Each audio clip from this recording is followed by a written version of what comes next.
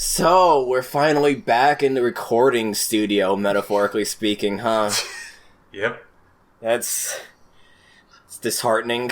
I thought I was free from that after recording 4 episodes and 3 bonus sections. Not gonna have it that easily. Can't get away that easily, yeah. And we're doing this on September the 9th, so it's Dreamcast Day, and to commemorate Dreamcast Day, we're gonna be talking about not the Dreamcast. Well, hey!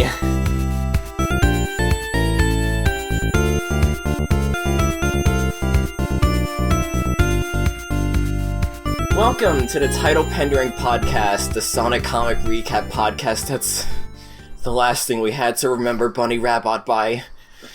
I'm Camilla the Camel, and I'm joined today by my lovely partner, Vespa the Vespa. And today is a special mini-series, 2-part mini-series, in which we're going to be talking about Sonic at the AM, or Sonic the Hedgehog, the cartoon.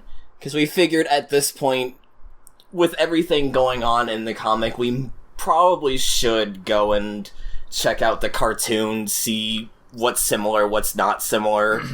And so today we're going to be covering the entirety of Season 1, because I'm just gonna put this out on the top. We didn't particularly like the show. We didn't particularly care for it. I don't think either of us thought it was terrible. Yeah. But we didn't really care for it. And so I'm just gonna put that outright in case you were expecting praise for the cartoon. I don't want to disappoint you any more than I already am by saying I don't like it. Yeah, I'm in a sort of similar boat to Cammy. I'm not sure if I'd say I'd like it a little more or less than her. We haven't been keeping our thoughts as best as we can to ourselves before recording. Because we did watch it together, rather than just watching it on our own and then meeting up. We did watch it together because we might as well, given it's a cartoon, and I'm glad we did, because it would have probably been insufferable for me. Well, we don't have a recap zone, given we're not going to be recapping much, because, just, again, putting it at the top, it's much more episodic. People tend to say that SatAM is much more story-based, overarching story. It's not really the case with the first season, at least.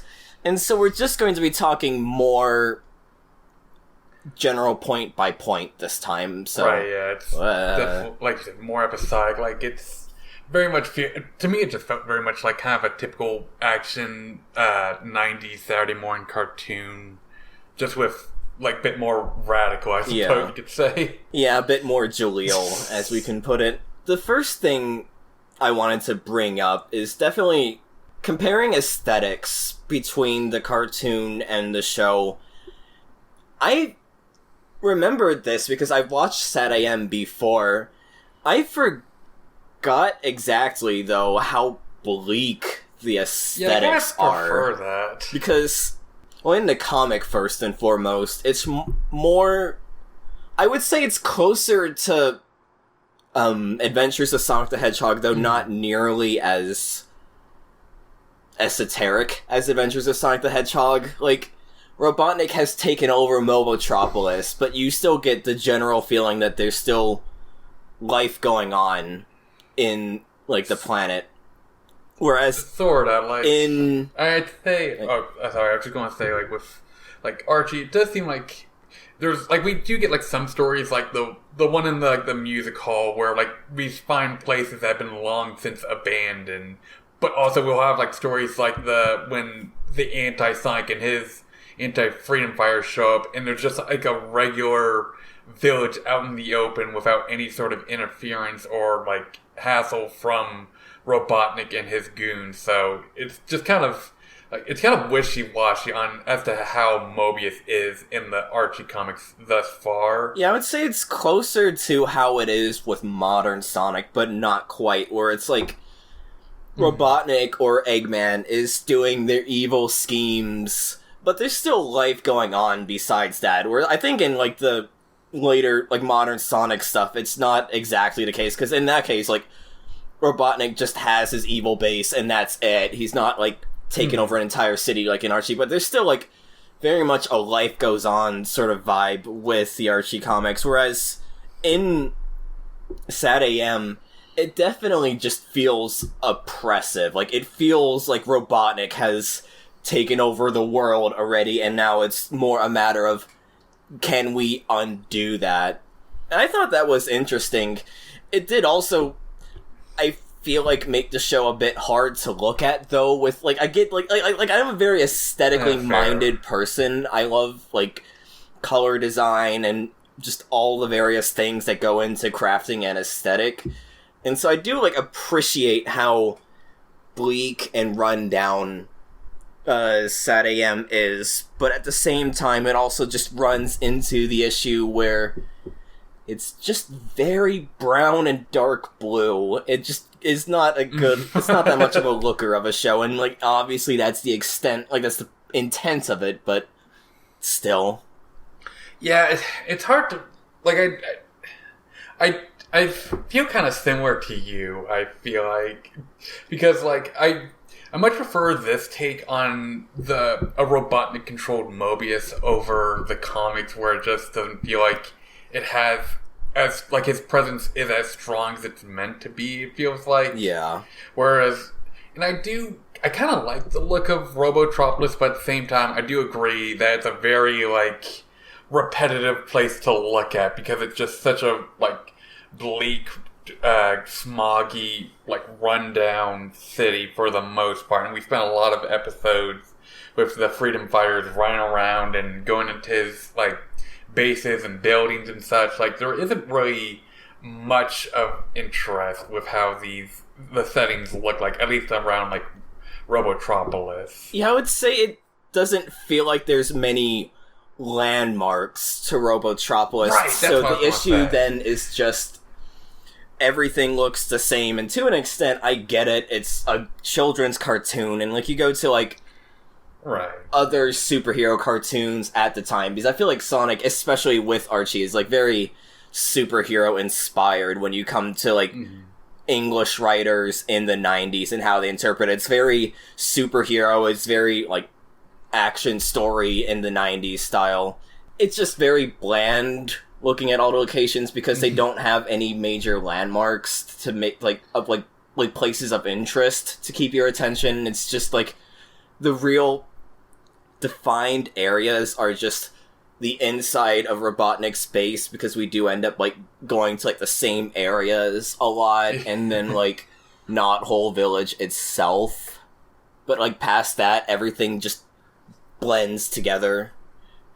Yeah, I also, on the topic of Knothole Village, another thing I do prefer about SatAM is how it portrays Knothole, whereas for the majority of the comics, like, outside of, like, a few early issues, it's more or less just feels like Knothole Village is just, like, the little hideout that or small group of freedom fighters, like, reside in, rather than, like, any sort of actual village. Like, occasionally we'll see, like, the gang, like, living up above, like, their fortress, their hideout, but, like, and we also, like I said, the anti-Sonic, anti-Freedom Fire story had, like, a full-on village for the first time, but the only time we really ever see, like, an actual village underneath the Freedom Fire's base was, like, in the Acorn Crown issue, briefly, because otherwise, like, it's just kind of, like, just that little hideout in the ground, which I definitely do prefer how they portray Knothole in this, where it's, like, a small, like an actual village. Yeah. Right, where and also, it's not just our main group that's working in the Knothole Village. Even if we never really see any of the residents actually do anything besides, like, cheer on characters. Yeah. I think, like, we only see them, like, help once actively, compared to, like, recent issues we've gotten to in the comics, where we see there's other factions of freedom fighters around Mobius. Yeah, and that's really the reason why at this point we've decided to go into and, like, check out this show, is that there's, like, with the comic, there's a turning point where they basically all but say, well, in the sonograms, they do explicitly say this is the point where we actually got materials from the show. Like, I don't have exact timelines, because I was trying to look it up, but I get, like, a billion different release dates for each issue. I genuinely believe that the show started airing around a time of What's Old is Newt again, and then, like, at that point, people were able to watch the show. And so, it's definitely just, like, the turning point of the comic that I thought it would be interesting to watch SatAM to help contextualize that. Because there's a lot of things that do end up going back from SatAM into the comic, like with Knothole, as we've seen, or like how some of the indeterminate generic freedom fighters in the cartoon are also seen in the comic. Like, the pig freedom fighter that I joked was Hamlin that got destroyed in the evil Sonic story is also seen cheering on the other freedom fighters in the cartoon, and I lost my mind because I was like, holy shit. I don't think that, like, it was just like a weird little coincidence. Like, I doubt it was Hamlin, but I can understand the confusion. Like, maybe it was, like, intended to be him. Yeah. Fucking little nobody pig. It's definitely a point where they have, like, definitely been given model sheets and the like, and as we'll get into later, because I think we were going to mention at a later section, it definitely feels like the writers of the comic have started actually watching the show, and so, yeah, I think it's really interesting watching the show and reading the comic and seeing the parallels between that. Right. Going back to a previous topic, we had mentioned the differences in color palette. There was one episode that was the pilot episode that ended up instead getting aired at the very end of the season inexplicably. It is very different and very weird because the writing is just completely off for how the rest of the show goes, and it's just way more boring as a result because it just made me have flashbacks to the bad part of the first batch of recording for this podcast, where I was just bored to tears of trying to read the comics before, like, something in my head snapped and I just started enjoying it instead and got in that headspace. It didn't help that in the pilot episode, Sally was pink again.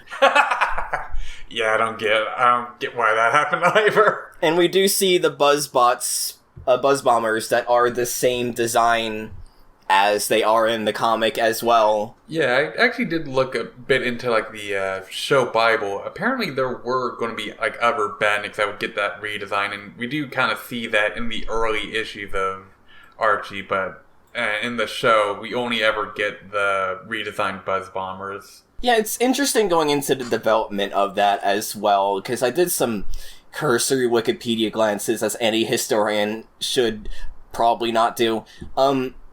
But the pilot episode was what they had, like, shared with ABC, saying, like, hey, you should pick this up and syndicate that. And what was interesting to me that I didn't know about it was that ABC was like, we're not syndicating this, best of luck, but fuck off, is basically what they said.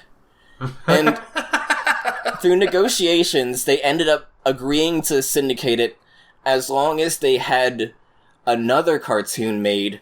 And so, the reason we have Adventures of Sonic the Hedgehog is because ABC did not want to syndicate SatAM, is the thing that fascinates me. And honestly, given I prefer Adventures of Sonic the Hedgehog over SatAM, I'm glad that happened. Yeah. Yeah, I feel like the franchise genuinely would be lesser if we did not get, if Adventures was never a thing. Yeah.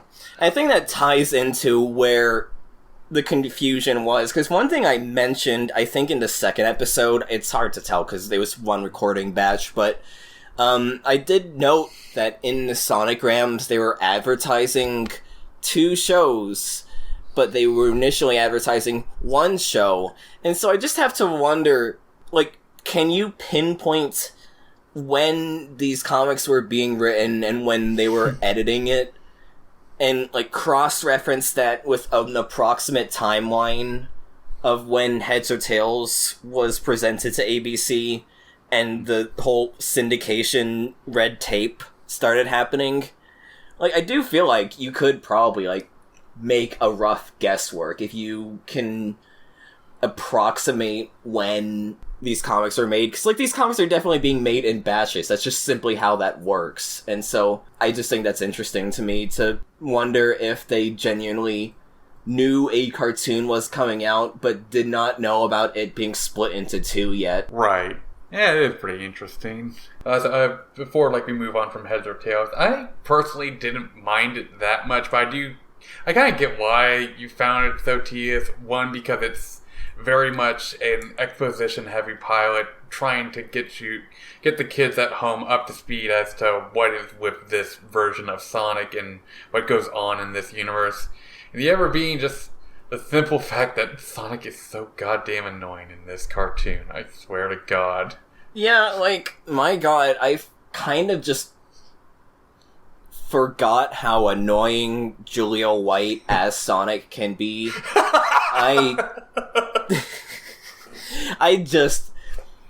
It was just absolutely insufferable at points, especially in this show.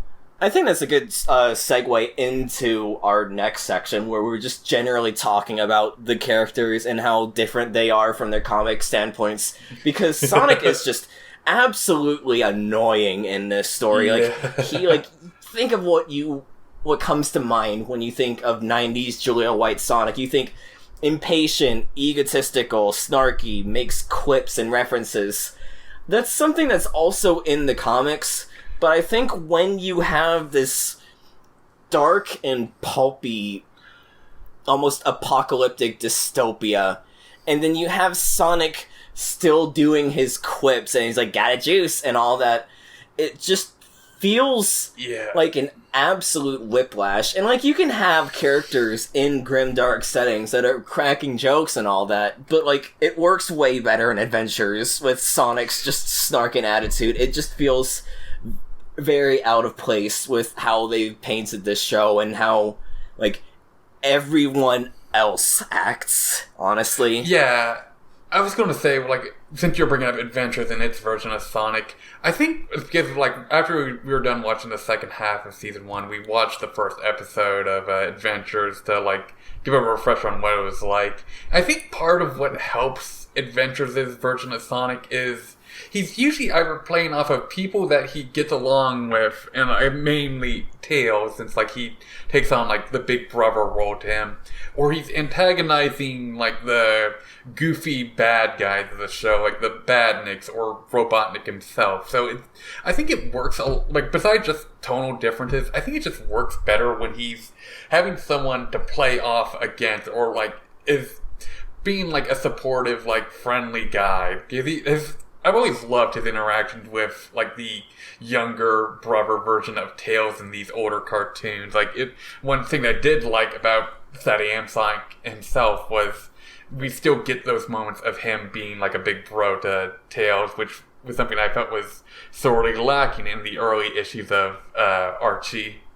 Yeah, it's definitely a dynamic between the two characters that doesn't really get covered anymore now that Tails is... Like, we don't know any of the characters' ages, but they definitely matured Tails up in recent years, and so the dynamic has just completely shifted as a result of that. So it was interesting going back and, like, Tails is just a literal child, which brings me up to my point of Tails of, why do they have him as a freedom fighter? Like, they don't really have him do much in the cartoon compared to the comic, which I think is a good thing, given he's a literal child, and at one point they read him bedtime stories. Yeah, like, I assume it, like, it's more just like he was a kid that, like, got caught up and, like, just saving him. Like, we don't know anything about Tails' backstory in this beyond the fact that, like, he at least remembers his mom, because there's, like, a throwaway line where he said they misses her, so I would assume he at least knows her. I noticed that too, because I was like, wait a minute, was his mom roboticized or something? Because that's, like, actually, like, a pretty neat, like, blink and you miss it thing with how it's, like, a throwaway line, and you don't really know too much about it. And I thought that was actually, like, one of the things I thought was interesting, how they leave his backstory open so that you don't really know what's going on, but you can, like, reason out what probably happened. Right. When they like dropped it, I was just kind of caught off guard, given like I never really ever hear them bring up his parents. Yeah. And it was just like such a sudden thing, because like it was in an episode where like they gotta help like some little baby animal get to its herd. And, like they're saying like, we gotta bring this animal back to them, Tails. Like he misses his mom. And like goes, I miss my mom too. And then the show just moves on and ignores that. Like, okay, so that's just a really heavy thing to drop on us and then leave. Yeah, yeah, it is definitely a weird thing to just offhandedly drop. I think that can be something interesting in world building, where it's like, fair. It's not gonna be a reveal for the characters, but like leaving it as a reveal for like an attentive viewer. That's something I think is interesting that you can do with stories when you're cognizant of the basic rule of show don't tell, and also why would this person be expositing this to this person who already knows it, and other storytelling 101 things like that. Sonic has 3 fins. That was weird. Yeah, I think that's how he was drawn also in like the early issues of Archie as well. Like I think it kind of is how he's drawn in Adventures too. Like it kind of just varies on between like artist to artist. I feel like sometimes it looks fine. Something on now. I think like even like some of the early covers had him like the free fins. Just like it's the way that like it sometimes looks like a piece of paper just like attached to the back of him. Like it looks. Sometimes it looks natural. Sometimes it just looks like it's stuck onto him. Like it looks like a completely separate piece of him. Like an action figure or something. It's something that we did cover on in episode 3, that it is just a weird way they interpreted Sonic's spines in the West, that they eventually at some point, I don't know if it was like editors or like Sega of Japan or what, they realized, wait, this looks fucking weird, and then they finally changed it into like the actual design that actually looks good. Yeah. So going to stay on Tails, like, if he is like still like the baby of the team, I do at least appreciate that there are still those points where like he tries to help. Like it's not like in the sense of like, oh, he tries but then he like screws something up and makes it worse. Like there was like at least like 1 or 2 episodes. Oh, actually, no. In the pilot episode, he did kind of screw things up for Sonic when they sneak into Robotropolis. He just sneezes. Yeah. Yeah, comically sneezes and gives away their cover. But at least in like something like Sonic Inside, which as an episode we'll touch on later, he's the first one to catch on to what's going on because he notices like small things that don't add up, and it helps like the team find out the truth in the end, which I like. He's like, it's something that like we kind of see as well in like some of the Archie comics, like the one where Sonic's where they all think that Sonic has died, and he's the only one that believes that Sonic was still alive somehow despite the explosion. Yeah, I think this version of Tails, because I think a lot of characters in this I do not care for, or at least I care for less than the Archie versions. But I think this version of Tails I actually like a lot compared to like the Archie one, because it goes back into what I'm saying about world building, is that he definitely feels like just a kid caught in the crossfire of like someone's world domination plot. Mm-hmm. And just the fact that we have people affected by this massive event, the fact that, I don't know if it's the same continuity, that Robotnik basically ends up overthrowing King Acorn and all that, and like taking over the world, that there are characters you see that are affected by it, that aren't just, I'm the hero and I'm gonna save the day, you know, like, that you get to see, like, the glub shittos of the world. Which I feel weird saying about a 5-year-old kid, but like, it's say, like, interesting. this version of Tails like a glub shitto. And I just mean more that he's just a kid, like he's not like a chosen one or a hero or not. He's just some random person in the world that is also having to deal with this shit that's going on. Mm-hmm. Also, something I do think like kind of helps this version of Tails over Archie Tails was, at least for like the first 10, 15 issues of Archie, they kind of just positioned Tails as just like Sonic's #1 fanboy rather than like anything else. Like, he didn't really do much in those issues, and when he tried to help, he was completely ineffective. Like, I think like after like the story where he gets like the brain fruit thing is a point when like kind of a turning point where he at least starts to get a little bit more active and a little bit more helpful. Like, I would say that Tails is, in the comics, a weird narrative crossbreed between what he is in SatAM versus what he is now, or at least what he was like 2000s-ish, in that he has more agency compared to SatAM Tails, but he's still just like a little brother kid that basically does fuck all to advance plot lines he's in, Also, one more thing on like Tails. I just find this version of Tails really cute. Like, both this and Adventure Tails are adorable since like they got like an actual kid to voice him. At least I think the guy who was playing him at the time was an actual kid. Like, at least he like did a good job impersonating one if he wasn't. Besides Sonic treating him like a little brother, we do get some moments with like Sally and Bunny acting like aunts to him, which I thought was very sweet. Speaking of voice actors, though, I just want to say,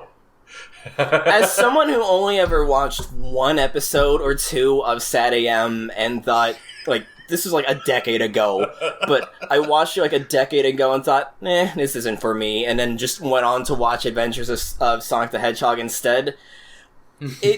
I can't, like, show this for you on the podcast, but just imagine the absolute whiplash as we have this, like, dark dystopian Sonic universe. And the first character that ends up speaking is Snively, and so I just hear the fucking voice of Cow and Chicken, Charlie Adler. I had to pause the stream because I thought I was going insane, given that is just the voice of Cow and Chicken. That is, like, it is very distinctly Charlie Adler.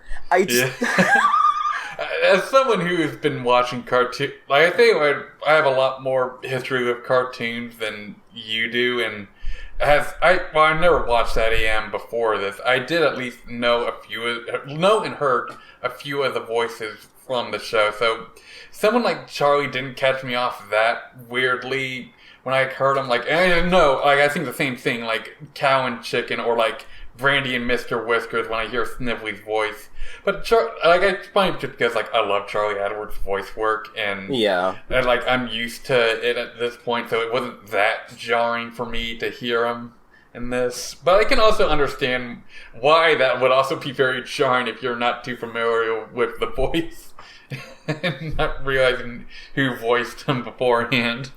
And then there's just the other voice cast, which they're decent for what there are, given this is just a licensed cartoon and all that. But, like, I think a lot of things that happen that when you get older is that you become more, like, aware of things. Like, if you're like me and you're, like, super into, like, voice actors and being able to pick up, like, the vocal footprint, I don't know what the exact term it is, but, like, the vocal footprint of, like, hearing this voice and you're going, oh, that's Tom Kenny, because that's just what, like, Tom Kenny's neutral voice sounds, and you can extrapolate further that when he's, like, doing other voices, you, like, oh, that's, like, similar to how he does, like, Patchy the Pirate or all that. I did not realize how many of this cast is just people from Rugrats, and once you pointed that out, I could not unhear any of that, and it just made it one of the most mind-melting watches I had ever had. Like, Sally is voiced by Kath Susie, who I remember as Lil from Rugrats. Antoine is voiced by... Phil, too? Probably. Antoine is voiced by Rob Paulson, Carl fucking Weezer, and it just sounds like Carl doing a French accent. Sometimes it just sounds like Carl, and it's just so weird to me. Bunny Rabbit, one of my favorite characters in here, until Vespa pointed out that she's voiced by Christine Cavanaugh, and aka Chucky Finster, and she just sounds like Chucky half the time, and it was just so distracting from that point onwards. On the topic of Rugrat voice actors, I won't say who, but Cree Summers also joins the cast in the second season. Oh boy. I can't wait to pick that out when we record for the next episode. The voice of Susie from Rugrats. And then, there was one character, speaking of Rugrats, there's one character just named Cat, who was a cat. Yeah. And he's not voiced by this person. We looked it up, but there was a brief moment in which we had to pause and look it up because we thought he was voiced by the same person, or one of the same people rather, because there's multiple actors who voiced Grandpa Lou from Rugrats, and it just completely blindsided all of us because that was not the voice we thought Cat the Cat was gonna sound like. I still love the fact, I brought it up when we were watching it, I love the fact that there's just a character that they couldn't even be bothered to come up with an actual name for and just called Cat. Like, I was expecting it to be just like a nickname Sonic was calling him until like other characters started referring to him as that. And I looked up, and it is just Cat. And then we also have Dr. Ivo Robotnik, voiced by Jim Cummings, who most people know from Winnie the Pooh, but like, he also voiced the final boss in Fallout 1, so I was, like, accustomed to the fact that he can do, like, a more menacing voice. I genuinely hold to the opinion that was a miscast for how they wrote him, because when you think about Robotnik, you think of evil, menacing buffoon whose plans blow up in his face all the time, but he can still pose a threat that does, in fact, need to be stopped. Because that's what we see with the Archie comics, is that he is just, depending on who's writing him, he is just like a goofball sometimes, a threat in other times, and that just makes an interesting portrait for him. In this cartoon, he's just, we have Dr. Claw at home. Kinda, yeah. Like, this is one of the biggest disappointments about the cartoon for me, because I've been hearing for years now about how this incarnation of Robotnik was just so iconically menacing, creepy, and I definitely think that Jim Cummings gives a great performance as Dr. Robotnik, but it just doesn't feel like, it doesn't really work that well for me, because he just doesn't have, even compared to Archie Robotnik, that kind of presence of, like, genuine menace you feel like. But he also isn't incompetent or comical enough to find entertaining either. Like you said, he's just kind of a Dr. Claw kind of villain. Like, he's very middle-of-the-road evil doomsday villain. Like, it's a very slow, dark, and menacing sort of voice. But then you have him at some points having more energy than that voice can allow, even within this cartoon. And it just feels a bit awkward, honestly. Like, it just doesn't... It feels like Cummings is just at odds with the script regarding how Robotnik is to act within the context of the script itself. I was going to say, like, I think, like, him having some of that energy could work if there was still, like, some kind of, like, manic menace to him. Like, but it's more just, like, him just getting frustrated at Snively or frustrated at Sonic. Like, it's never really, like, a kind of, like, scary, like, kind of energy. Like, it's more just, like, oh, you dumbass kind of energy. Yeah, like... If that makes sense. Cumming can do that with this voice, because it's the same voice he's doing with the Master in Fallout, as I mentioned before, but it's just, like, more reserved. So I think it is just a matter of bad vocal direction in a cheap licensed cartoon, honestly.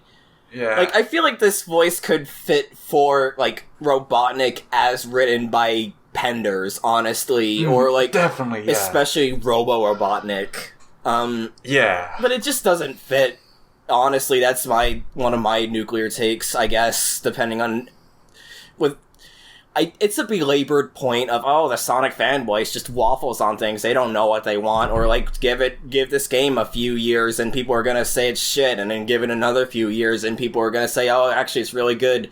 But I don't actually know what the opinion on SatAM is anymore. I was, being part of the Sonic fandom, I always heard, SatAM is good, and overarching plot, and, really good story, and Adventures of Sonic the Hedgehog is just shit, and just a dumb PSA, the cartoon. But honestly, I genuinely prefer Adventures, because it's just so insane, and it's just super fun to watch, whereas SatAM just feels sterile. It just feels like a generic Saturday morning cartoon that just so happens to have Sonic on it. And one thing I will point out, I don't know if we're ever going to talk about Adventures on the podcast, or if we're just going to watch it on our own. There is a pilot episode for Adventures of Sonic the Hedgehog, and imagine my surprise seeing Jim Cummings' voice as Robotnik in that pilot episode for Adventures of Sonic the Hedgehog.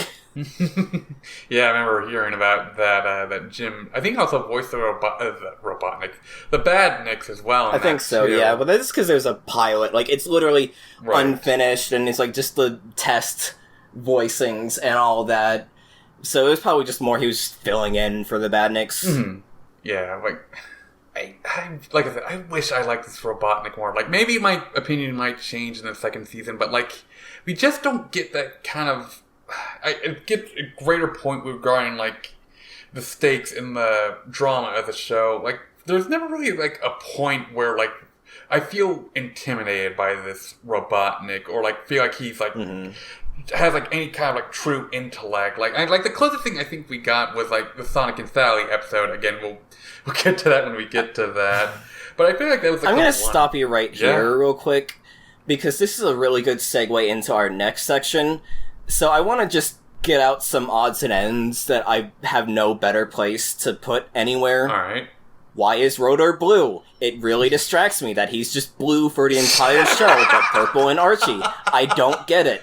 I fucking hate Antoine, because he's even more insufferable than I realized, because people say that he gets Flanderized in Season 2. No, he was just terrible in Season 1. He might have got worse in Season 2, but he's still really bad in Season 1.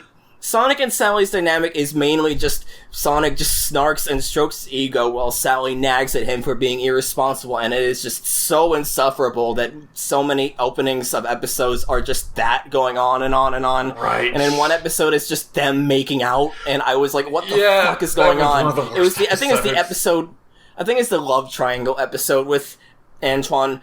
And one last thing. Yes? Where is Sally's vest? Season 2. Okay.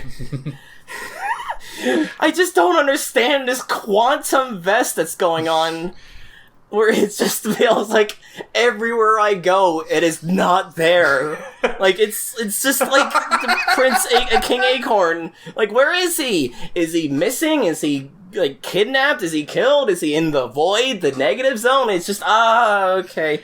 Anyway, do we still want to talk about characters? Since we haven't gone over the full main cast yet. I mean, is there anything you want to say other than the odds and ends of this? I guess to give my thoughts on the character, finish up what I was going to say about Robotnik, we don't really get a moment where outside of Sonic and Sally, we don't really get an episode where I feel I was truly impressed by or felt any sort of menace from him. I feel it would help if he roboticized Cat, for example. In the episode, we see Cat, he gets captured because they screw up, and then Sonic wants to rescue him. He checks it towards the end, find out he's missing, and we just never see him again. So I don't know why we don't see him get roboticized or be roboticized in any way. It could have helped, or maybe if he roboticized some of these one-off characters to just show roboticized Hamlin. I just wish that he got to do more, but moving on from him, one thing I will praise the show for is I think this version of Bunny is a lot better than what we've gotten in the comics thus far, where Bunny is just kind of there. Like, they position her more as, like, the team muscle in this, like, with her bionic abilities. She gets to help out on, like, several missions coming along with the team. Like, we do get some, like, small, like, character moments, like, with her, like, being, like, frightened over her appearance because of, like, where it's, like, just her fur getting messed up, or her angsting over her bionic parts. We get, like, moments, like, with her being, like, a big sister / aunt to Tails. I just like this version of Bunny, like, much more. Like, it's kind of what I was expecting Bunny to be in the comics. I do feel like she suffers from the same syndrome we had with the comics, in which it feels like they forget she exists half the time. Kinda. But at least, like you said, when she does end up making an appearance or having more than just, I exist, partner. No, sugar. But she does feel like she has more of a presence here than in the comics, when the writers do remember that she exists. Yeah. I can't really argue with you on Antoine. I fucking hate this version of Antoine so much. Like, I'll just say, like, Cammy kind of went over what I was going to say, but, like, even as, like, at his worst in, like, Archie, it still felt like he could contribute and genuinely help the gang out. Like, he still had, like, annoying, like, cowardice moments, or, like, being a kind of a, like, annoying, like, clingy dude towards Sally occasionally, like, with, like, the occasional nod to him having a crush on her. But, like, it might also just because, like, he's voiced in this, so it kind of doesn't help. But he is completely useless in this. Like, in the episode that Cammy mentioned of, like, where Sonic and Sally spend, like, a minute making out, which is gross to watch. Like, he gets all jealous because the crush he has on Sally's more focused on this, and decides to try and impress the Freedom Fighters. After Rotor, like, casually jokes about, like, capturing Robotnik to impress them, he actually tries to capture Robotnik by risking a power ring, and of course, it goes completely miserably. He screws up, gets captured, loses the power ring, and Sonic has to save his useless ass. Like, there's no, like, moment of where, like, oh, maybe, like, I was expecting it to be the kind of episode where, like, oh, they tell a big lie and being a great hero, but in the end, like the mini-series with Tails, the annual with Tails. Yeah, like, the kind of, like, liar, like, big, like, shark tale plot, really. But, like, in the end, Antoine, like, actually proves himself to be an actual hero or something. Or, like, maybe he, like, gets a big head after doing something impressive or something like that. But no, he's just that useless. I fucking hate Antoine in this so much. And it doesn't help that, like, God love Rob Paulson. Like, he's one of my favorite voice actors. He is so his voice that he does for Snively. Antoine, again, he might as well be called Snively, of just how sniveling his voice is for him is so annoying. Like, it's not the worst he's done, but there was one episode, I think it was the race one, where they just, like, looped this bit of, like, cowering that Antoine does, like, over and over, like, for a minute, and it was cracking me and Cammy up because it was so clearly looped. That's like the same. It was a nightmare.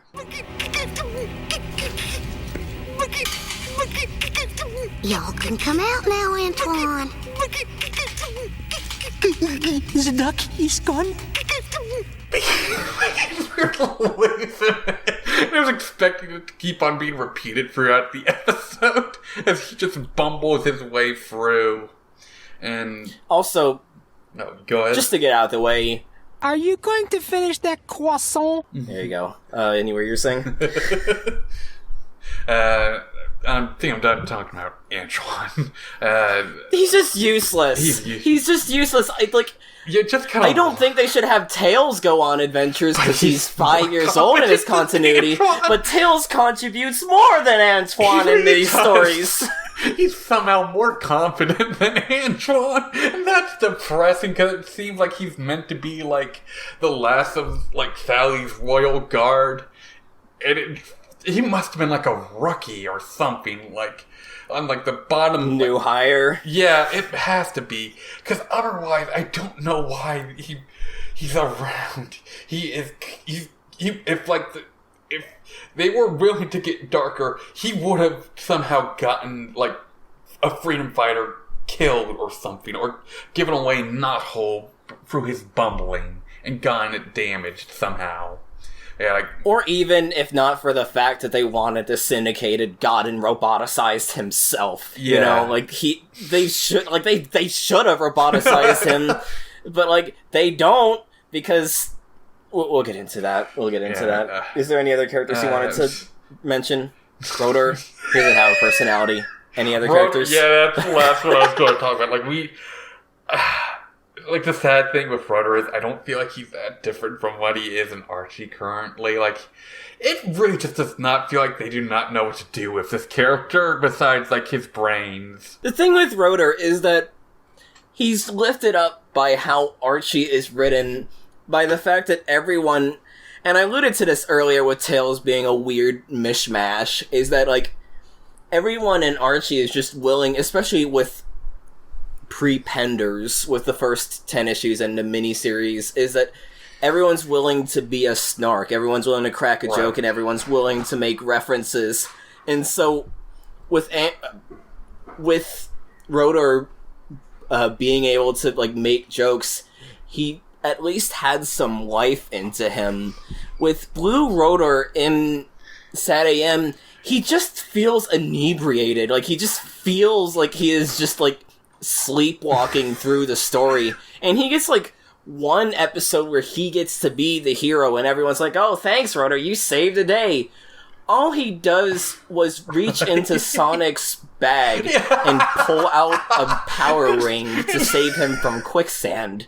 He doesn't do anything. He's just like inebriated, just like. It doesn't help that like constantly in the background, or like just like when he's not talking, he just has this blank, gormless, 1,000-yard stare, like with his mouth open, like it's just so distracting, like off to the side and seeing this fucking cartoon walrus just looking off into the distance, contributing zilch to this cartoon.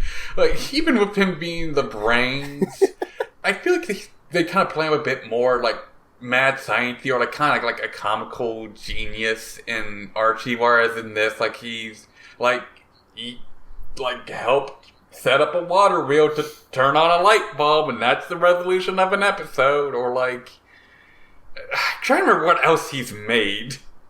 And he created a furnace. Yeah, like he invents a fucking shrink ray in the comic.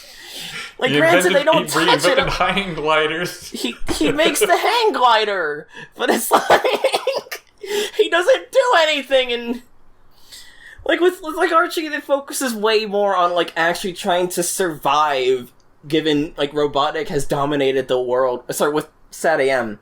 With SatAM, they focus way more on the characters trying to, like, survive. Like, they're harvesting fruit and vegetables and all that. And I thought that was, like, pretty neat stuff. And so it makes sense that Rotor would end up having to do more, like, mundane inventions. But when that's all he does, and he's like, oh, I don't know about this one, Sonic. It's just so boring. It is just very boring. Yeah, it just bums me out, because I expected something from this character. He just has nothing going for him, sadly. Like, even more so than he does in Archie. Like, it's depressing to see. He does invent the airplane, though, and then Sonic complains about the idea of using an airplane rather than going on foot, and then the others go off, and it almost crashed the fucking plane. Yeah. They probably... To be fair, like, his worry was, like, the stealth bomber robot that Robotnik has could catch it. And also, I feel like another issue, as you said, they probably should have done a test flight or something before they did their first flight. Because if it wasn't for Sonic, they would have been killed. God. And also, Sonic has his own plane. Did they just forget about that? Like, I realize, like, a lot of this is written in parallel, and I'm not expecting to pull things from the games, but at the same point... Yeah, it was a little disappointing. It just felt weird how he just is like, oh, that's a stupid idea, using a plane, when it's like the one thing in Sonic 2 which definitely would be out at this time given Tails is in the cartoon, is that Sonic has a plane. Yeah, at the very least, like, they probably would have, like, some promotional materials, or, like some materials from Sega about it if they know about Tails. Yeah, I was a little disappointed that it didn't turn out to be the tornado in some fashion. Like, I know they probably, like, aren't super familiar with the games at the time, but still, it kind of bummed me out. Like, Sonic does end up flying the plane at the end, inexplicably. But again, it just felt so weird to me how, like, Sonic's just completely balking at the idea of going on a plane, despite the fact that he has one. Yeah, I think that's about it for, like, at least the main cast. There is one more character, well, technically two more characters shared from the comics, but I feel like we can get into them when we talk about some of the episodes. Oh, What? I was like, what the fuck are you talking about? Those are all the characters. It took me a second to realize what you meant, despite the fact that I wrote notes for both characters that you're talking about.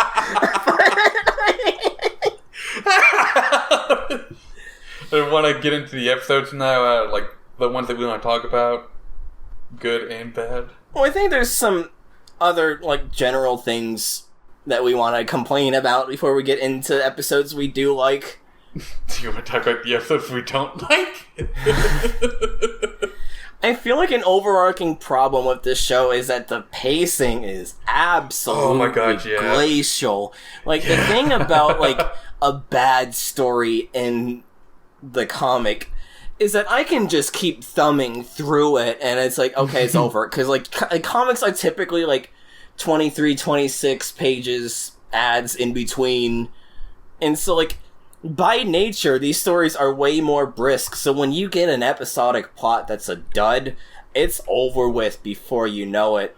But then, when you have these episodes be full 20 minutes length rather than, like, an A episode, B episode, it just feels like it goes on forever. There was several points in which we were watching the show and I looked at the progress bar, and I was like, how the hell are we only, like, 3/4 of the way through? There's two episodes that come to mind. Like, I remember at least the name of one of them. One thing we haven't really talked about yet. The names of this, the names of episodes in this show can be kind of confusing, because most of them involve Sonic in some fashion, and some of them just do not have anything. Oh, yeah, heads or tails. All of them except for Heads or Tails has Sonic in the title of it, and most of them are extremely forced. Yeah, it was worth one to me. Like, it's the one with the dinosaur that they have to help. What was like? Sonic past cool. Sonic past cool. Because we were talking about it earlier, how there was like, oh, we gotta get this baby to their mom. The animals are dinosaurs inexplicably. But then we have, like, Sonic Boom, Ultra Sonic, Super Sonic, Hooked on Sonics, Harmonic Sonic, Warp Sonic, and it was just, like, none of these titles feel like they describe anything, because you get to Warp Sonic, and it's an episode about an underground civilization of, like, other freedom fighters, other Mobians. And then you get to Subsonic, which you'd feel like would describe that previous episode that was titled Warp Sonic, but instead this episode's also about underground people, and it's just, the names are just so unbelievably generic to the point that I just blank out trying to remember which one is which. I think the two, we were talking about, like, episodes that just felt like they dragged. Like, the ones that, like, come to mind are Sonic's Nightmare and the one where they go into space. Or him and Rotor go into space on, like, to stop Robotnik's spy shuttle. That was Harmonic Sonic. I guess because, like, the Sonic, like, was in that club. That episode just felt like they did not know what to do. Like, because it's like Robotnik has this big space spy satellite in the air that Rotor and Sonic go up to stop it with a rocket that, like, from Robotnik that landed in Knothole.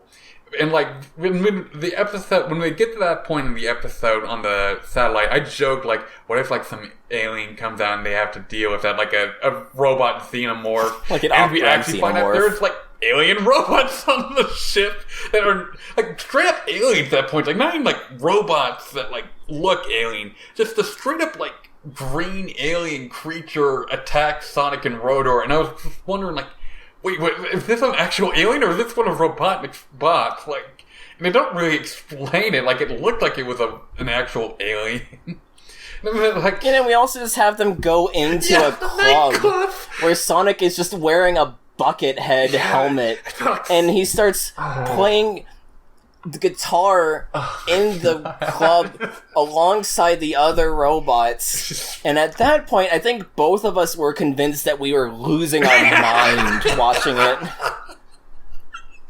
It's like this fucking like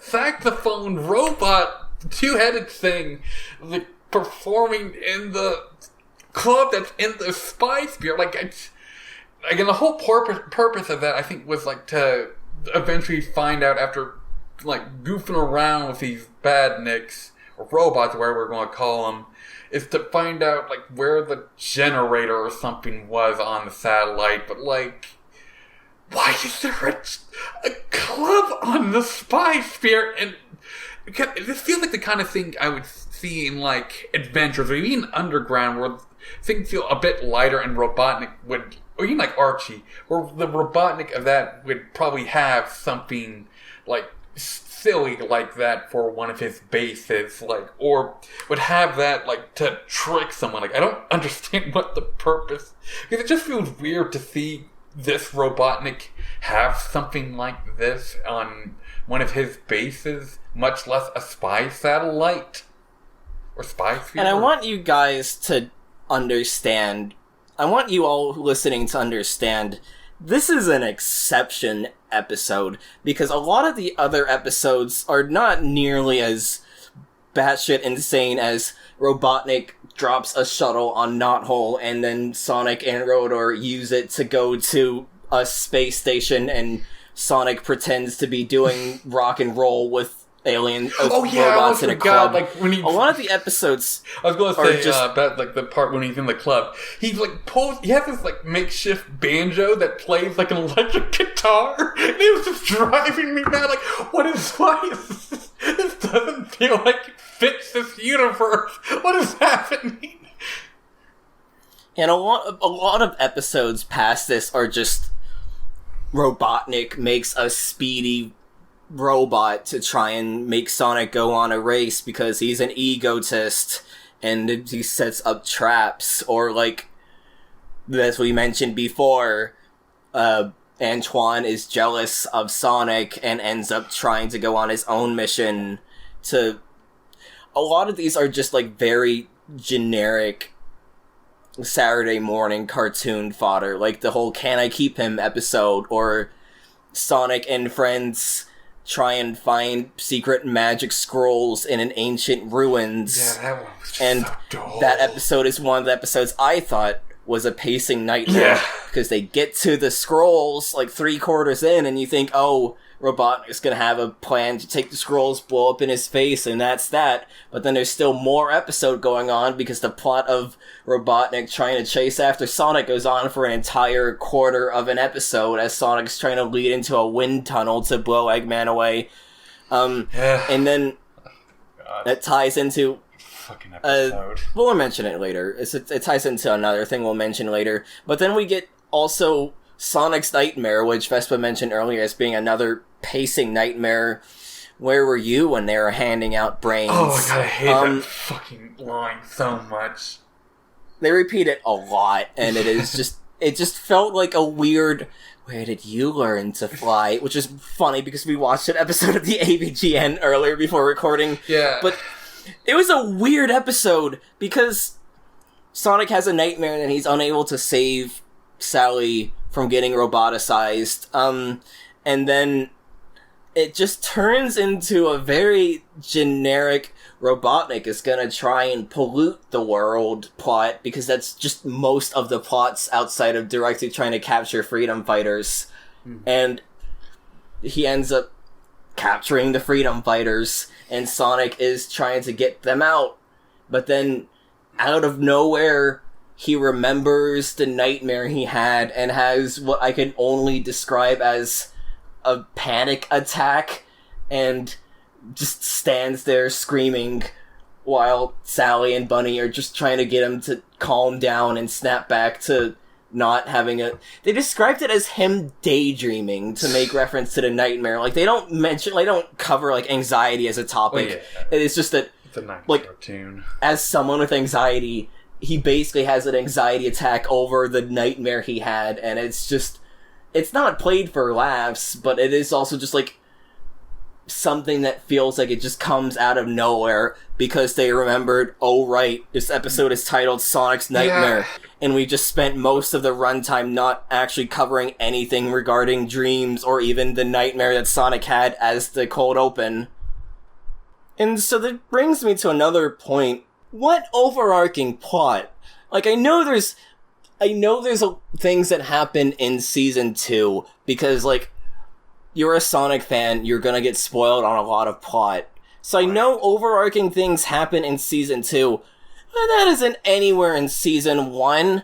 Like, there's, like, it is just episodic plots. It's just Saturday morning cartoon plots that don't really feel like they go anywhere. Like, at most, like, the one continuity thing I could, like, find was that at one point the roboticizer is destroyed, and then the next episode Snively is trying to repair it, you know? I didn't really realize that. I only realized that because I've been, like, doing deep dives on, like, the Sonic News Network wiki to remind myself of a lot of things and see if there's anything I missed. And that also ties into another thing. It doesn't feel like anything is consistent. Like... The fucking power rings. Yep. The fucking power rings. I hate the power rings so much. I talked about it in previous episodes. I don't understand why they keep latching onto the power rings as a thing that Sonic uses to power up. Like, when it is just like coins in Mario, where they have the Chaos Emeralds in the first Sonic game, and I get that he doesn't go Super Sonic in them, but like even with the Sonic Bible and the pre-miniseries promotional issue, they knew the Chaos Emeralds were like a mystical thing, so you would think they would use that as like fodder for Sonic to power up, but no, it's the power ring. He has power rings that appear in they have what we learn in a later episode to be a weird cultivator that Uncle Chuck made with a secret magic crystal that threw me off. Ends up making these power rings every 24 hours. No wait, 12 hours. And they can only be used by Sonic. No wait, other people can use them. And it was just so frustrating to me that I get that I'm complaining about a children's cartoon, but also the show wants you to don't know invested. What went wrong, that they keep changing how power rings work within the same episode run. Yeah, that's like when the point, like with like the anyone can use them. Like it's technically like how they usually work for Sonic is that like it gives him a speed boost. Really, like he's not as fast as he is in the comic, which I kind of prefer. But like outside of like him using it, like no one else can technically use them. But like in the Sonic's Nightmare episode, Sally, the Freedom Fighters inside the prison thing, use it to disable the lasers somehow because we needed a way to get the Freedom Fighters out and wrap up this plot, so... And then the thing that's holding them captive just fades out. I forgot about that until just now. I also just remember the fact that, like, earlier in the episode when Sonic finds them, like, it needs to be explained that, like, he cannot get them through the clearly, like, electrical laser things. Like, did we really need to have that be explained? Like, it was, I wanted to say like something on like Sonic's Nightmare, like part of the reason I brought that up earlier, because it just felt, there were some points where it just felt like so, like they get caught up in the minutia of it for reasons I don't get why. It just feels so damn slow, like with the cage thing, or like when Snively and Robotnik slowly walk their way to the escape pod, and then Robotnik spends like a minute debating on shooting the rocket or using what remaining power to fly away, only to try shooting the rocket, and then it didn't work because they were running low on power. Like, who would have guessed? I thought that was an interesting character moment with Robotnik. One of the few character moments we get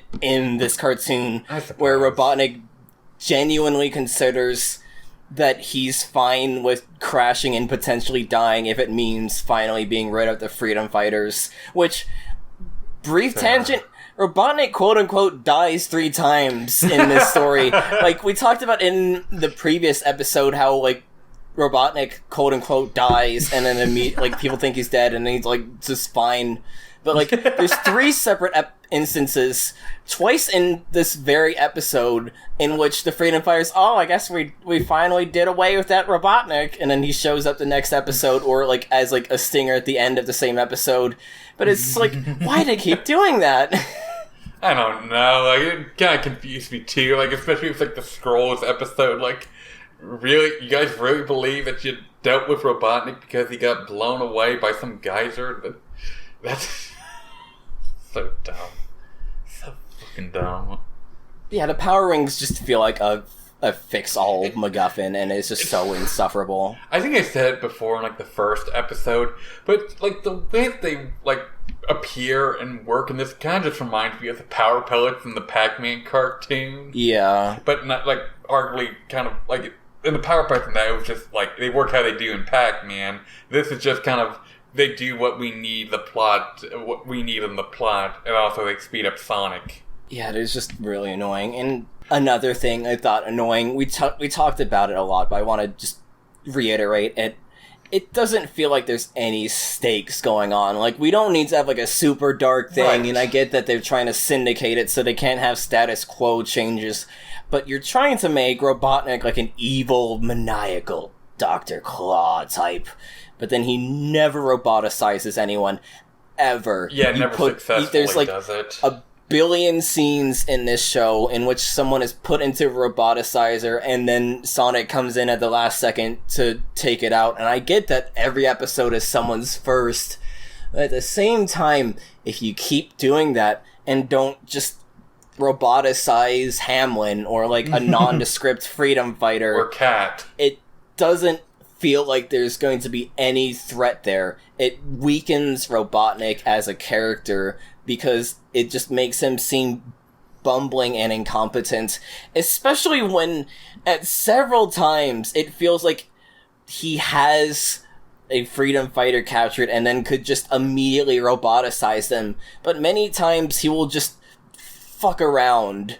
Like, maybe he'll just, like, brainwash them, or just, like, taunt them or tease them, or, like, continue with the rest of his plan, giving the group an opportunity to get there in time. Like, he meanders so much that I genuinely was just frustrated with him, that it doesn't feel like he is of any threat, but not in a way that it feels like the writers were cognizant of or deliberately doing. Mm-hmm. On the topic of going back to, like, the inconsistency thing, something that was getting on my nerves, and we briefly touched upon earlier, was how they handle Sonic and Sally's relationship, because much like the comic, it feels kind of uncertain on where they are in the relationship. Like, sometimes they're bickering at each other's throats because Sonic is such a little shit. But other times, like, we have episodes like the Antoine thing, where they're just making out, like, passionately making out, and it's really gross to watch. And it's just like, so are they a couple? Like, if so, like, it makes Sally getting, like, flirty eyes with some other guy weird, but, like, other times it seems like they're just, like, kind of, like, co-workers, and they get at they're genuinely annoyed with each other, or at least Sally finds him obnoxious as hell, rightfully so. Like, it's something that, like, bugged me, and it's like something that also bugs me about the comic, because, like, sometimes Sally's head over heels, and sometimes they seem to be mutually interested in each other, and sometimes it's like they're still kind of playing up as, like, a will they, won't they thing, which also makes stuff like the Jeffrey kiss thing feel a lot weirder if they are a couple, because Jesus Christ, that's gross. Ugh. Yeah, I'm looking it over. I think it is just another situation with Archie. It's like with Archie, they have like a problem where people are writing these stories in parallel because you have to have like 3 or 4 issues written in advance to go to printing so that you can have a consistent work schedule. I'm just looking up the Sonic News Network listing for the episodes of season 1. There's like 10 different writers. Right.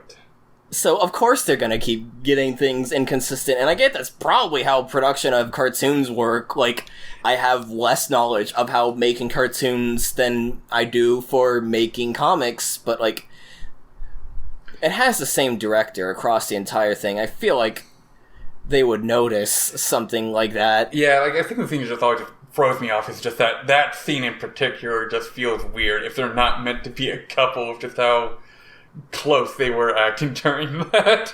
Like, it just doesn't feel like the kind of thing I'm used to with, like, will they, won't they relationships. Also, the last point I want to mention on inconsistency and stakes and all that. What is the extent of Robotnik's takeover of the world? Because it feels like it ping-pongs back and forth. Because we get in, like, Warp Sonic and Subsonic, where there's a bunch of, like, Mobians living in an underground civilization, and you have, like, some weird guardian of the sludge in Subsonic, I don't know. But then we have, in Sonic Past Cool, the dinosaur family story, Snively mentions, I believe it's Snively, it's either Snively mentioning to Robotic or Robotic mentioning himself, that the dinosaurs are the last living things on Earth that haven't, on Mobius, that haven't been roboticized, except for the Freedom Fighters. And that just really confused me, because one thing I've been, like, mixing up in my head is that I forget that Mobotropolis is the city and Mobius is the planet, and so it is that Robotnik has taken over, like, the world, I guess. Like, and like, Archie is more that he's taken over, to my extent of knowledge, because we've not read the next batch of comic issues. We're going to be reading that after this, but it seems more that he just took over Mobotropolis, that surrounding area, and is trying to continue taking over the world. But with how it's worded in SatAM, it feels more that he is, as we mentioned earlier, completely taken over the world, but then, like, the amount of scragglers and such just keeps, like, changing, and it is, like, we keep introducing, like, episodic, like, characters, and then we have that line of, they're the last remaining living creatures other than the Freedom Fighters, and I'm like, wait, what? Yeah, I think you're right, but I just kind of assume, like, more like, I don't know, like, species that he's, like, captured them, but you probably are right that it is just, like, everything, or at least, like, as far as he knows everything, given, like, he probably didn't know. I don't remember him finding out about, like, the underground society from Ultrasonic or whatever it was, the one with Griff, who we haven't talked about yet. Warp Sonic, that's what it is. His name is so confusing. Ultrasonic is one of the good episodes, so I was confused as to why you're slandering it. Warp Sonic. But yeah, like, it is kind of confusing if that's what he meant by that. But I'm assuming, like, there probably is, like, stuff that he doesn't know about that he hasn't roboticized or whatever. We do have other humans in this story, which I thought was really confusing, because, like, one thing I feel like a lot of people think about is, like, why aren't there any other humans in Sonic? And then we get other humans, and it's Chris Thorndike and Professor Police, Pickles. and it's like, oh no, maybe we shouldn't have humans in Sonic. But, I won't have any slander for my boy Professor Pickles. Damn. I've not played Unleashed past the demos, so I'll take your word for it. Fair enough. I've got to at some point, I'm fully aware, but we have the wizard Lazar with his evil spells and all that, and it's just really weird. That was... I didn't know that this character until recently. Like, I know magic is kind of a thing in this universe too, but, like, it is still just very weird seeing a setting like this and having just a straight up, like, robe and long beard and magic and like straight up medieval fantasy wizard show up. And talking also like a Yoda-esque character of like reversing his sentence or like placing the end of his sentences at the start for some reason because he's wise or whatever, along with his magical like evil looking guardian guy, whatever he's meant to be, like I guess like a robot or construct he made or something. Like it's just, but also like with him, he has this magic computer crystal that can do whatever the plot needs it to. Like I didn't even realize that it was a computer crystal until I was looking at the synopsis on the Sonic News Network. Okay, yeah, it's just a magic computer orb that lets you teleport and brainwash people, and it's really weird. It's he gets rid of Sonic's speed as well, and I don't understand it. Yeah. Also, the one thing. I just want to bring up a fun fact I found out recently when I was looking through like early prototype sketches. There was going to be another wizard character apparently named Nate Morgan who might have been like working alongside the Freedom Fighters in Knothole Village itself. So I guess some of it's like I noticed a lot of prototype sketches for it.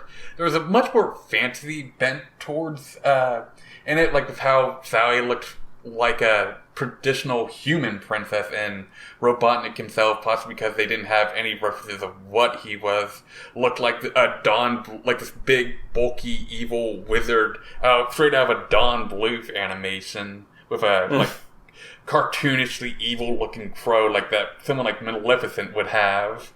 It's very weird seeing like this. And you still have remnants of it, like, still in the show itself, and also in going forward in Archie, of, like, just straight-up fantasy magic in a, like, sci-fi dystopian world is weird, but also kind of neat, I guess. But also, I just find Lazar just confusing and weird.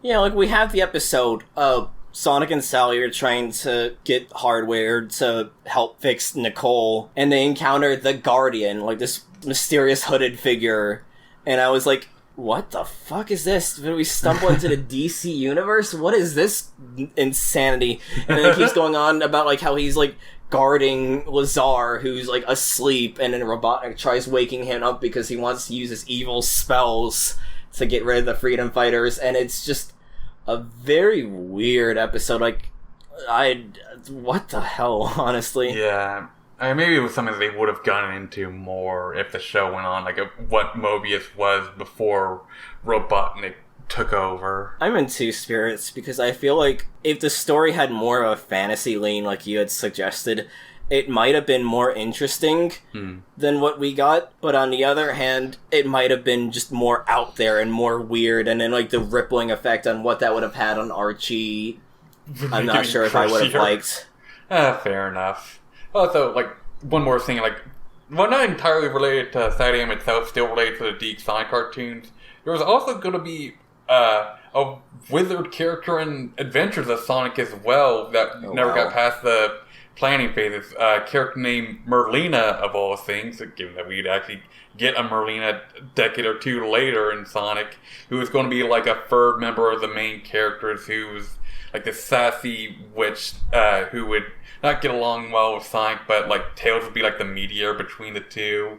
Like, it's very like weird thing to learn about. Like, it was something that was found recently through like a diehard fan of like the SatAM series. Did some digging on like the prototype stuff for these cartoons. Like, it was just weird, like, but neat little thing to learn about. I don't get what is the deal with constantly putting witches and wizards in Sonic in this era. Like, I get, like, we do have, like, magic in the Sonic universe, because we have, like, Blaze the Cat in, like, later days, but it's just weird that they just keep putting in, like... fantasy magic. Merlin, the wizard, and all that, and I'm like, what? Yeah, like, I don't know, like, maybe we'll, like, when we get, like, when it comes up more in, like, the comic, we'll get an idea of what it's all about, if they had any plans for it. I think that about does it for all of our complaining, except for like one or two points that we'll bring up in just by nature, because I did want a spotlight to wrap up this episode 3 episodes that we thought were pretty good. They're all the first 3 episodes of this show, outside of the pilot. The first episode, like the first proper episode, the one that aired first, and was the first one made after the pilot episode, comedically enough, titled Sonic Boom. It's not that much of a story. Basic recap is just they're investigating the computers of Robotnik's base. Sally ends up finding a message from her father, and it leads them to a swamp where there's like a old decrepit castle that also had a computer, and they end up using that to get maps of Robotropolis and all that. It's not that much to write home about as a plot, but I thought it was pretty decent for what ended up becoming the first episode. Like, it sets up the tone, like, pretty well, honestly. I guess. Like, I was okay with the episode at first, but it just felt kind of repetitive between, like, Sonic being a smartass, Antron being incompetent, and Sally just like, this thing, it reminds me of my father. Oh, this thing, it must be a clue about my father's fate. Oh, this thing, this has to do with my father. Like, it just got so goddamn... And it just got alternating between these 3 things over and over. And it just kind of stops at the end with them blowing up some stealth bomber robot things. Yeah, that were trying to trace them as they were going to the castle, and then they destroy it, and then the episode just ends. Yeah, there's no real, like, kind of, like, wrap-up or anything, or, like, any sort of, like, ending talk between Sonic and Sally or Antron or something. Like, it just kind of stops. I get that, but the reason I'm, like, spotlighting it here, it's the first episode. First episodes tend to be a bit awkward. Like, I've started... for another project, and also just for the fun of it, rewatching all of the Teen Titans cartoon. And, like, that's kind of the thing you just expect with a first episode, is that the language of, like, how it's written, how it's directed, how everything is voice acted is just a bit off, because they're still getting their sea legs with producing it. Fair enough. So, like, first episodes tend to just be a bit awkward because they have to introduce the characters, and in some cases they have to introduce the characters in a way that it could still be syndicated to play at any point, and then also just, like, generally awkwardly written. But I honestly thought it was pretty neat of an episode because it establishes a lot for, like, the character dynamics and, like, the ongoing plot elements of, like, you know, Robotnik's taken over the world, and, like, has that surveillance, and he has his own base that they're trying to infiltrate, and there's just the mystery of King Acorn and all that. I thought it was interesting for what it's worth. Fair Though, enough.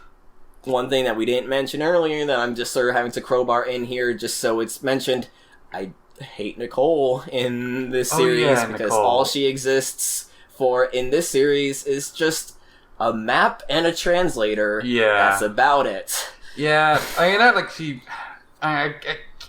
because, like, Knothole in the comics, like, isn't much different, but at least there is still, like, somewhat of a personality, like, with her friendship with Sally, and, like, the occasional moments where you see some, like, sass from her. Like, it's still more than we get in this so far, but, like, yeah, she is just kind of a nothing character, if you can consider her that at this point. Like, maybe season 2 might give her some more personality, but we won't know for now. Yeah.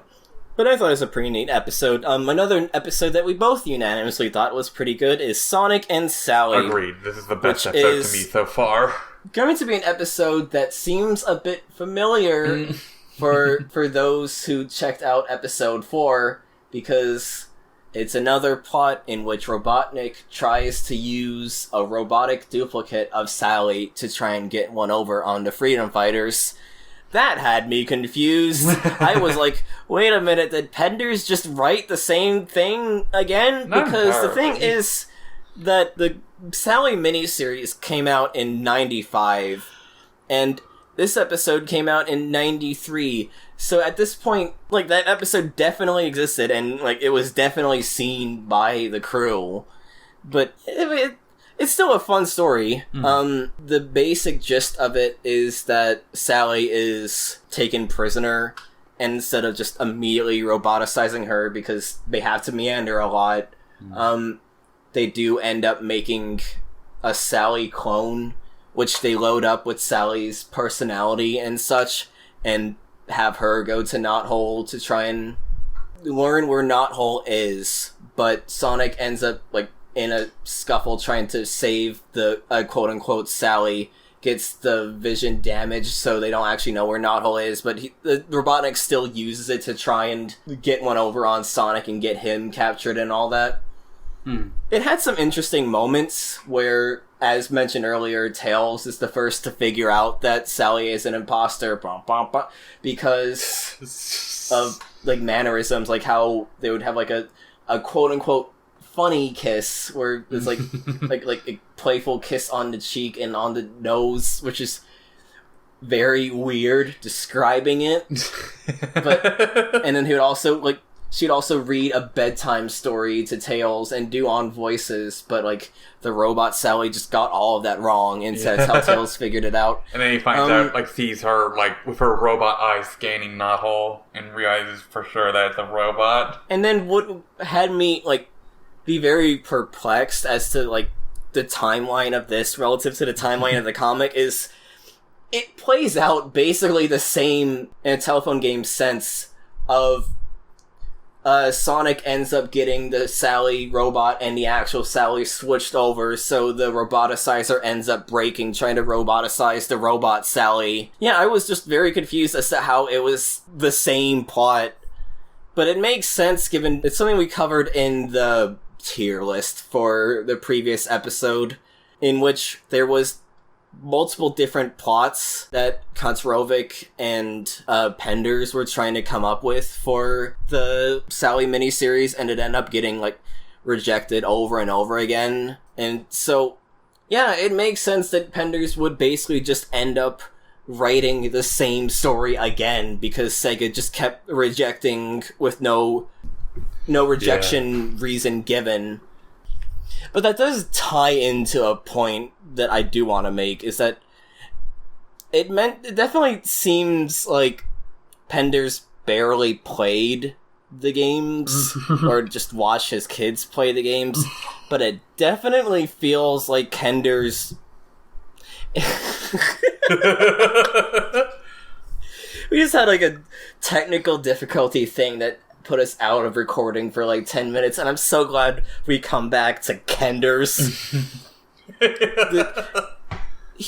It definitely feels like Ken Penders has watched all of the show and seems to probably like the show a lot, because, like, it definitely feels like a lot of it, like, goes, like, from the show goes into the aesthetics of the comic. And I definitely feel like, again, turning point, I do feel like there's going to be a lot of parallels going in from this, the fact that we have the episodes of the show now finally having been seen by those writing it. Because, like, the Sally miniseries comes out at the time the show's over, you know? Like, it might still be being produced while the show's wrapping up or being aired as it's over. I mean, but at the same time, they thought they were going to get a movie after season 2. I don't think they knew they were going to get a season 3, but they knew they were going to get a movie.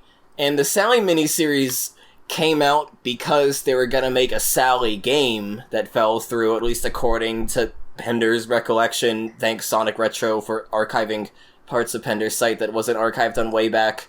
Oh, nice. But, like, yeah, I definitely think that Penders watched the show, liked the show, and now that, alongside, like, everyone else has seen the show, is going to affect how everything goes from here on out with the comic. I just want, I guess we're going to move on from Sonic to Terry. Just, like, one thing I did want to bring up was, I always, like, two things. Like, one is that I feel like the dynamic between Sonic and Sally in this episode felt more natural than anything, at least in anything in SatAM before or after it. Like, it just feels like it's not as, like, they're not bickering like they usually do, but they also aren't, like, macking all over each other. Like, they feel like they're at least good friends in this. Like another part of that gets the Freedom Fighters to realize the size they have at the moment with a robot was like there was a special fist bump that him and the other Freedom Fighters do that the robot bumbles up entirely, which is something that I feel like this episode might have worked a bit better if it was a bit later in the series, so we would be familiar with that kind of fist bump. I felt for the writing wise, this Sonic felt a lot more tolerable than what we get throughout the rest of the season, and I feel like that could be due to the two writers that seem to be the fan favorites of SatAM, Pat Ali and Ben Hurst, who thankfully will be writing a good chunk of the next season. But something else I wanted they do with the handshake end up forcing a catchphrase onto it of "Let's do it to it." Which yeah. What? I forgot about that. Oh, I guess it just didn't really pay attention to that aspect. Yeah, that was definitely my favorite episode. Also, speaking of parallel writing with the Sally stuff in Archie and the Sally stuff in the cartoon, the Forbidden Zone does appear in the cartoon in the Lazar episode. Right. And I was like, huh, that's neat. So I feel like the Forbidden Zone probably came from here and then got transplanted into the Sally story, which was, may I remind you, completely written by Kenders. And so, yeah, I think Kenders liked SatAM way more than either of us did. Fair. I imagine... something I had in mind with a lot of SatAM is, and also with the comics as well, probably what was exciting back then isn't as much, doesn't feel as much nowadays with, the advancements in animation and such we have now, and also, the series itself evolving from the state. It's kind of hard to go back to this show. As we said before, it's very dull looking in terms of the settings, and the action just isn't all that gripping to me. It doesn't have the animation. Well, not Sonic Underground levels, just isn't that great. There's a few points where it'll be alright to look at, other times it's kind of stiff. It does have some pretty funny, goofy looking faces, which we're probably gonna put in the thumbnail, especially some Antoine faces that were absolutely nightmarish. Yeah, there was two faces in particular, back to back in the Sonic Nightmare episode, fittingly enough, that had me gasping, just wheezing with laughter, just how awful they looked. And they still, just thinking about them, fucking cracks me up so badly. Oh my gosh. And then I think the last episode we'll spotlight on to wrap up this episode, because we should have some positivity here. We shouldn't have too much negativity, is the episode Ultrasonic, which is an absolutely horrid name, but it is the episode that focuses entirely on Uncle Chuck. Oh, yeah. I thought it was a pretty neat episode. The general gist of it is Robotnik is trying to mine an energy crystal, and it could end up destroying the world if he gets his hands on it. But as Sonic and Co. are trying to get to that crystal, or they don't know about it at this point, but they learn about it shortly after, they end up stumbling into Uncle Chuck and end up chasing after him, and they end up using the magic ring to get him to snap out of it. Oh, yeah. But it's more framed as, instead of a get out of problem free MacGuffin, they end up using it to remind him of, I can't say his humanity because he's not a human, but you get the idea of it. And it's cliche, but it's cute. Yeah. And I didn't realize that Uncle Chuck actually turns normal for most of the episode. It's weird that as a robot he's just basically a snarling dog. Yeah. But I thought it was really cool that we actually got to have an Uncle Chuck episode where he ends up having his own agency, and is honestly kind of a cool guy. He helps the gang out. He's what helps them figure out what the main conflict is, and he's very not instrumental, but he's very active in helping deal with the problem du jour. Yeah, something that I also have note with this episode is it seems like this version of Uncle Chuck and the Freedom Fighters have more history than what we see in, at least like what we got from the miniseries in Archie, where it just seemed like it was just Sonic, Uncle Chuck, and their pet dog Mutsky before like Robotnik came along and roboticized the two of them, and then Sonic met the Freedom Fighters shortly afterwards. Whereas in this, it seemed like not only did Uncle Chuck know the Freedom Fighters before Robotnik's reign, or at least like before he got captured and roboticized, he also knew Bunny, who was like a later addition to the team in the comics. So I suppose this version of Bunny might have been a part of the Freedom Fighters before, like getting like from the start, rather than joining much later on, which I thought was kind of interesting. Yeah, because they mention him to be a doctor, don't they? Like one offhand line. I think they did. Do you have anything else you want to say about the episode? I'd say I don't think I liked it as much as you did, but I think like the saving grace bit was Uncle Chuck, because he's just a very like, I don't know what it is, like he's just very like endearing character to me, and it's like one of the few times like besides Sonic and Sally where I like gave a shit about Sonic. Evie still kind of acts like his usual self in this episode. Those moments with Uncle Chuck do make me empathize with Sonic more, because we see him get emotional for once and have some active investment, which I think was something that was missing in a lot of these episodes. Like besides like I said, like these first 3 episodes, like there is an active like character focus or like a conflict with characters. Like with the first one, it's Sally looking for her father, and the second one, it's the relationship between Sonic and Sally and Tails, and in this, it's Sonic with his uncle. And like it was something that I just felt made these episodes like a bit, I think it would help make these episodes stand out better for us, is the conflict was more focused on personal aspects of the characters rather than just like a general stop the evil base of Robotnik of the episode, or stop his evil plan of causing ruin to some place. It did remind me of, in that sense, of Sonic Under Glass from issue 16 of the comic, how that's also a story that has to deal with Sonic vowing to save Uncle Chuck from being roboticized. Right. But that one is much more weirder because it's much more focused on virtual reality and the return of Al and Cal. It wasn't that much of a focus, just a weird cameo. I know. I'm just belaboring the point because I think it's funny to keep bringing them up.